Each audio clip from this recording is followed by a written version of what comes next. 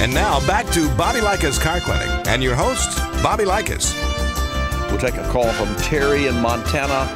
93 Ford Bronco, distributor cap, rotor problems.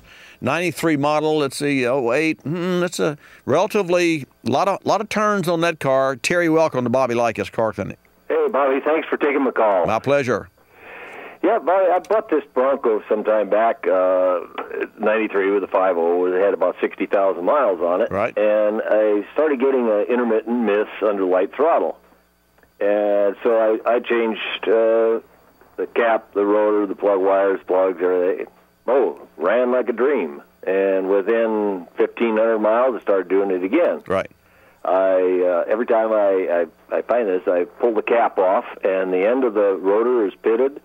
All the points inside the cap get pitted, and there's a small carbon buildup on the contact between the rotor and the cap. Right. Clean it, sand it up a little bit, runs like a dream for another 1,000 miles. I talked to a supposed Ford professional, and he told me, "Oh, your distributor shaft is bad, and you got a lot of slop and play in it." So I went home and grabbed it, and there's little or no play in it. Yeah, that's not the problem. No.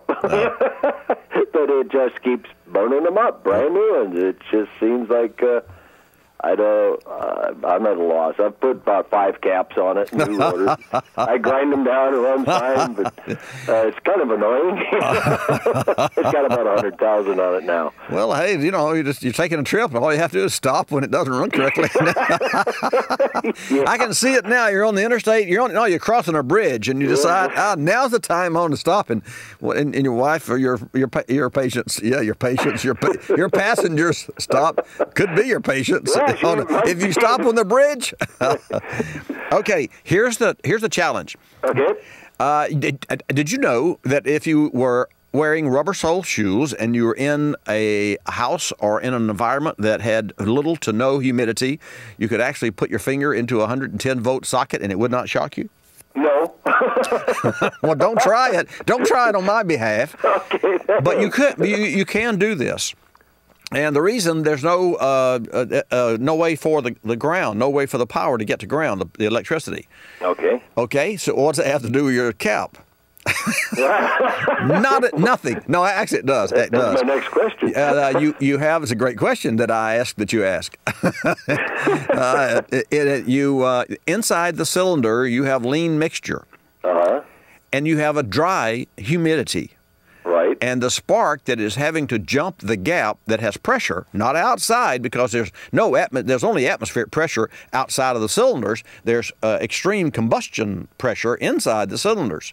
So the fire would really rather, and it would be easy for fire to jump through a spark plug boot or jump through down the plug's porcelain. Or jump a half-inch gap rather than jump that little 60 thousandths gap inside the cylinder if the cylinder had no humidity.